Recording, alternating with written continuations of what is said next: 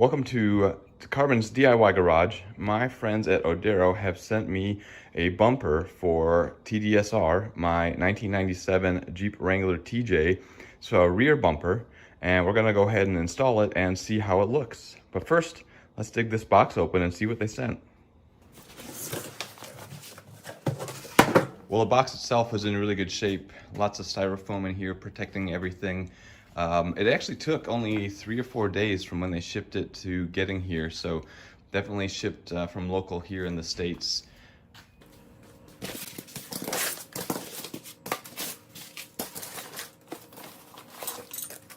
So it also comes with some D-rings for the bumper, so that's great. This pack of all the nuts and bolts that we need. Looks like some pretty good quality nuts, bolts, washers, lock washers.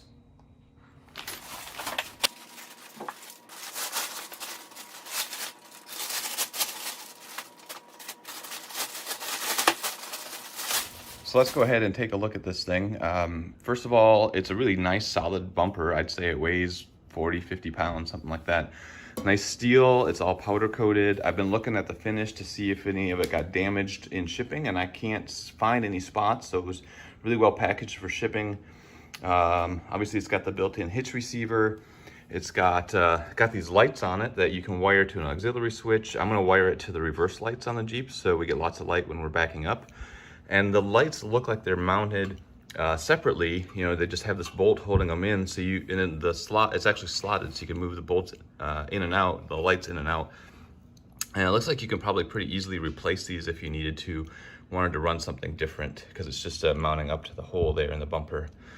You obviously have holes in the bumper to mount up to the frame, to the crossmember, and then the wires for going wherever you want to run it. Obviously, you're going to have to add your own wires to get the length that you need. But it looks like a really good setup. And one really nice thing is that there is some plastic covers here over where the D-rings go. So those got protected in shipping. You also have some directions here. They even give you torque values for the various bolts.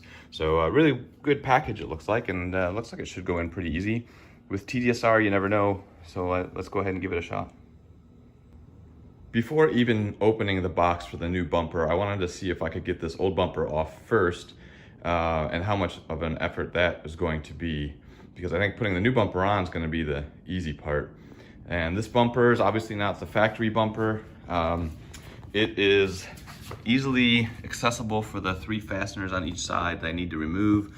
There's 2 18mm sockets here that you need to get the nuts off. There are no bolt heads that I can access, so if these snap off, really, I guess it's okay if they snap off, but I obviously couldn't get an angle grinder in here if I needed to cut something off. So I really was worried about getting these loose. And then there's a 16mm socket you need for this bolt on the bottom. This one is threaded up into the frame, and from what I've seen of other people's videos, this is the one to worry about. I spent 4 or 5 days every day spraying PB Blaster on these nuts, also into the frame holes here and at the bottom of the bolt here. And this one on the driver's side actually came loose, and these nuts on the driver's side came loose, so I know I'm going to be able to get those off. On the passenger side, access is a little bit more constrained because the muffler is here and the body mount is a little bit closer to these nuts, but I actually was able to get these free as well. Unfortunately, I used PB Blaster, like I said. I couldn't get the bolt down here to move.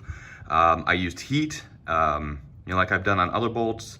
Still wasn't able to get it to move. I did the loosen it just a little bit, tighten it, loosen it a little bit trick that has worked for pretty much every other bolt.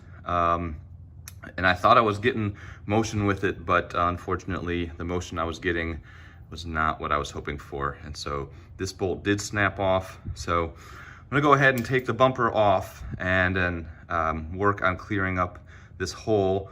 You know, I might be able to get away with 5 out of 6 nuts and bolts, but I'd really rather have all 6.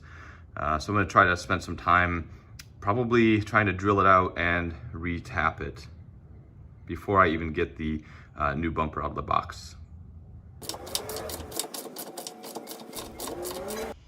Just to warn you guys, it gets really tight up here with getting this nut out and getting a wrench in here. The body mount really causes some issues, so it's going to be slow and just hang in there. Be patient and don't get your tool jammed onto the nut because you back it out too far and it's locked in place by that rubber part of the body mount.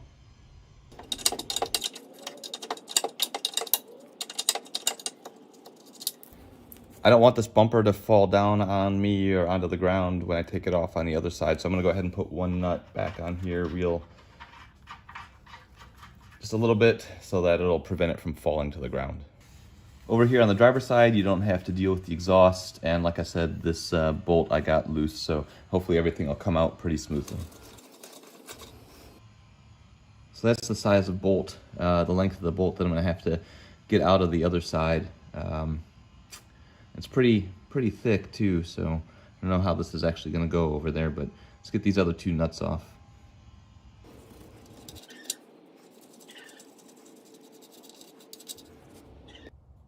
Okay, the bumper is loosened, all the bolts are loosened anyway. Let's see if we can get it off the frame.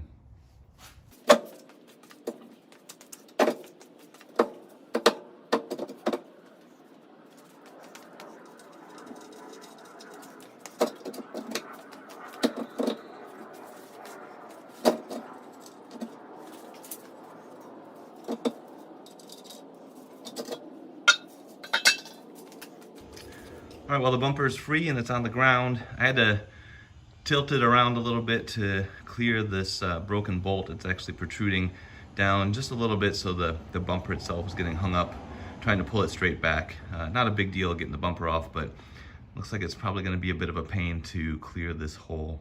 But work on that next. And then before I try putting the bumper on, obviously need to clean up the frame rail, or the frame area here.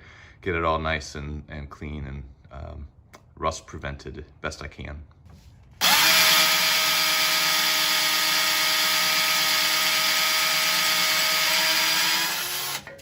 All right, about 2 hours later, I have drilled the broken bolt out and threaded in the M12 threads back into the nut that is welded inside the frame. Here's the carnage. Went through a number of drill bits, got a bunch of different sets, and these are hardened bolts. And it turns out the oldest set of drill bits that I have were the ones that had the right material makeup to actually drill through the bolt. I also had some struggles because this exhaust pipe is completely in the way, and so I used a bungee. Well, I disconnected the isolators, this one here and then the one up there as well, and used a bungee to pull it down and away so I could get a straight shot up into the frame to drill through the bolt. And this is a M12 by 1.75 thread. Stop. It's too late for me. I did something I should have never done. I didn't go check the other hole over on the other side that works perfectly fine to make sure that what I found on the internet was actually correct. I tapped this for M12 by 1.75. That's not what size it should be. It is a M10 by 1.5. So make sure if you're gonna drill and tap, it's an M10 by 1.5. Thankfully, the new bumper has slots instead of just drill through straight holes. So I should be able to find an M12 bolt laying around that I can use, but won't be able to use the supplied bolt on this particular hole. Yeah, so it took 2 hours of work. Didn't need to show you that on video. Just drilling bigger holes through the center the best you can. I'm gonna go through the nut on the other side with the tap as well to clean the threads out. But anyway, we got the bolt taken care of. Next thing we're gonna do is clean up the frame here before we try to put the new bumper on.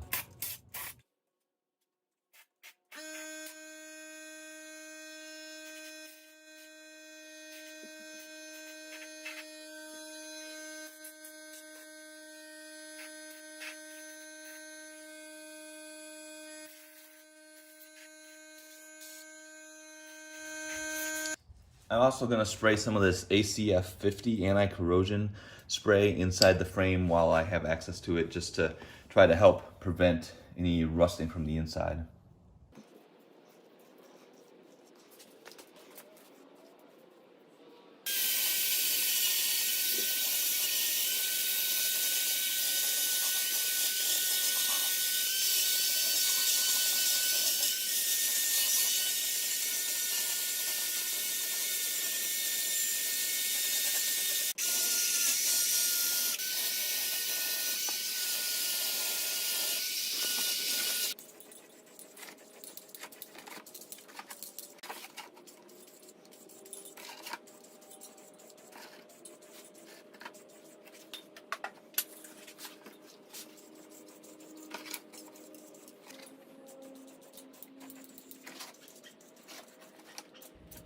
I know I showed you the unboxing of the new bumper and telling you all about the new bumper at the very beginning of this video, but this is the point at which I'm actually gonna go open the box and make that video for you, because I wanted to get everything all cleaned up, the back of the Jeep bumper off, and make sure that it was ready for this new bumper before I committed to taking it out of the box and getting it ready to install, because I never know what TDSR is going to throw at me. But we're in good shape now. I could actually put the old bumper back on if I wanted to, but let's go take a look at that new bumper and get that ready to install. Again, before I go install this on the Jeep, I want to make sure that these LED lights work. So I've got my battery jumpstart pack here connected up to the black and red wires of the LEDs, this one, and I'm gonna go ahead and turn on the battery pack and the lights should light up. And sure enough, good lights on this one. And I already checked the other side and that one works too. So I know we've got good functional lights. All right, so now I'm just gonna go ahead and get the bumper physically installed loosely with a couple of bolts just to hold it in place to start with.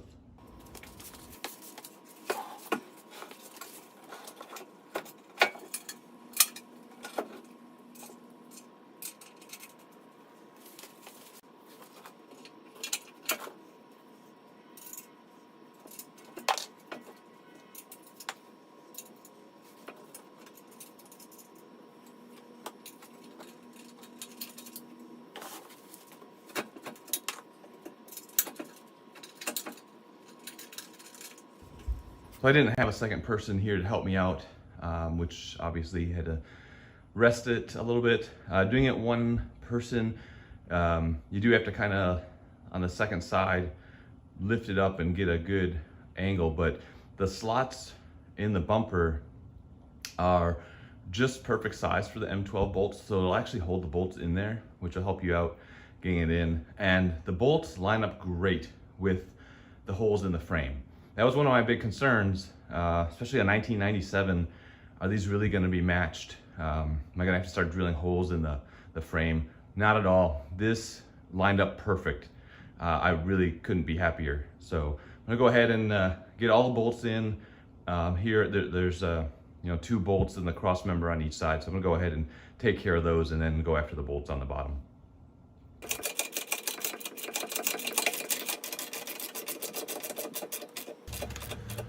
I've got all 4 nuts and bolts for the cross member snugged up, not torqued down yet, and so now I'm going to put these 2 bolts on the bottom in place.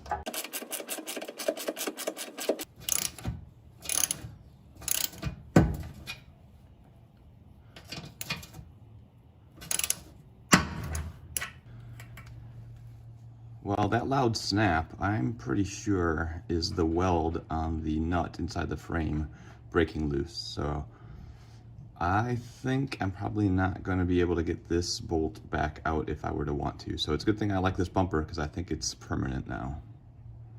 Not a fault of the bumper design, just this old Jeep.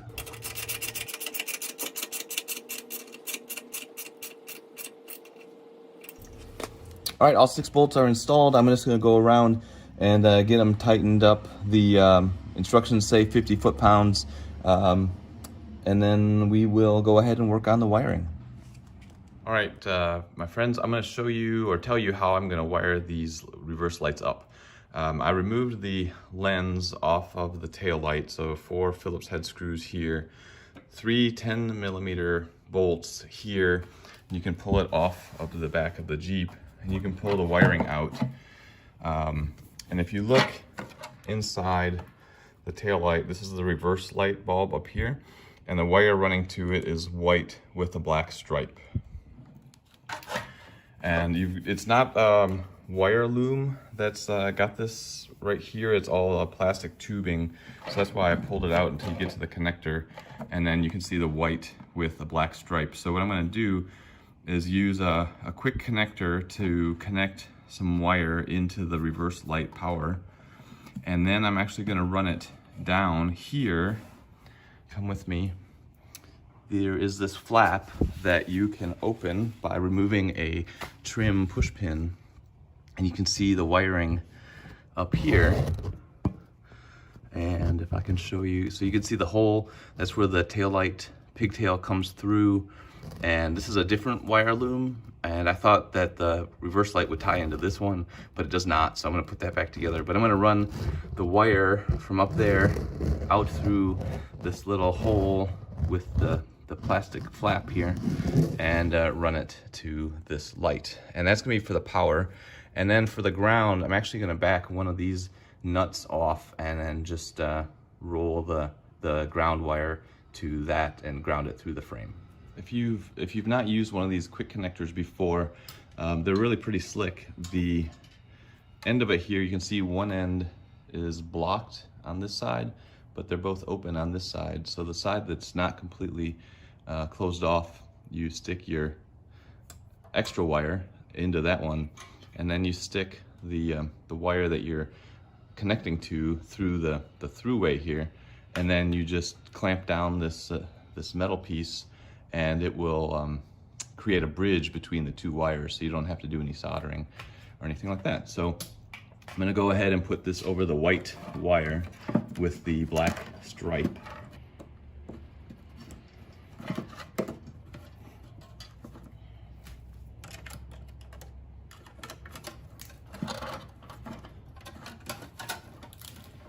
And I'm going to take my red wire and push it in to the coupler here.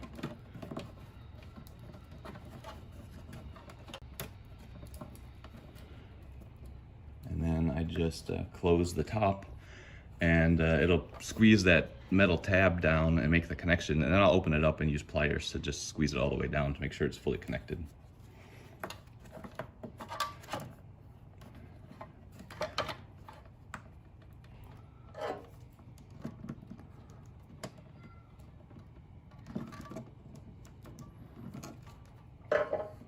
Pull test, it's not coming out. Close it up, and then I'll put the light back on and then work with the wire down underneath.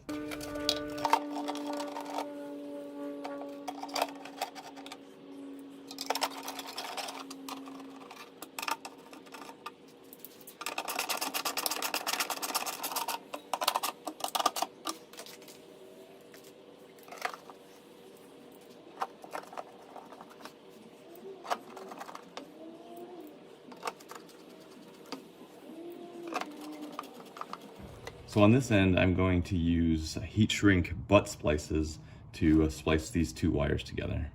And if you've never seen them before, they look like this. I'll leave a link in the video description for a kit where you can get them, and then you use a heat source to shrink these down, and you get a waterproof connection. And if you have a pair of butt splice pliers, you can see that they've got a gap, like almost like a vise that you can put these into, and it crimps them down really nicely.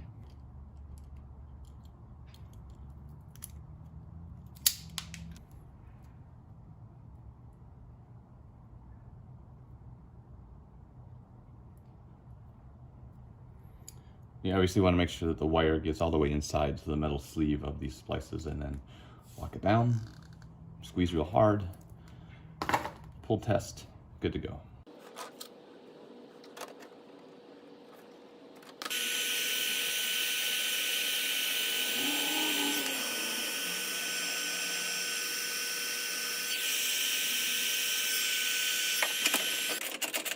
So I put the wire in, I had it come around this way, the same direction that the nut will be going as I tighten it. So that way it keeps the wire up against the threads and not trying to get it to come out and off the bolt.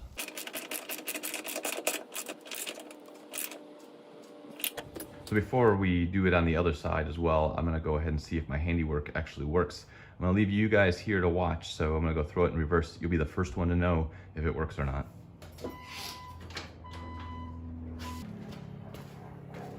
Hey, success. Thanks for watching out for me. This one worked, let's go do it on the other side. Just to show you guys what I'm talking about, this is the push pin on this little trim panel that you have to remove. And as with any push pin, sometimes you get lucky and sometimes you don't. So I'm gonna put the phone down and work this one out.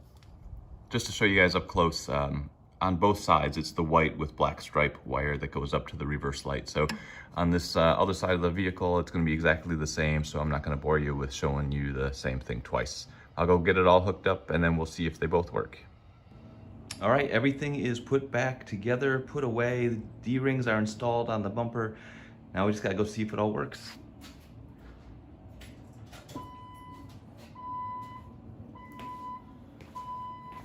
Success, there we go. Bumper looks fantastic. I'm really happy with the way it looks, the way it turned out. It is really solid. All the holes line up. Yeah, TDSR gave me some problems with getting the old bumper off and the old bolts out, but this new bumper is great. I really like the look, really happy with it. If you're interested in buying it, I'll leave a link in the video description, and there might be a code for a discount off the price, at least for the first couple weeks that this is online. So look in the video description to see if I have anything posted about that. If you like this video, give it a thumbs up. Subscribe to the channel. Always lots of good content for this TJ, my JKU, Dodge Grand Caravan, and a Chrysler 200. All of it needing to be maintained and upgraded every once in a while. Until the next video, hope you guys have a good one. Take care, and we'll see you soon.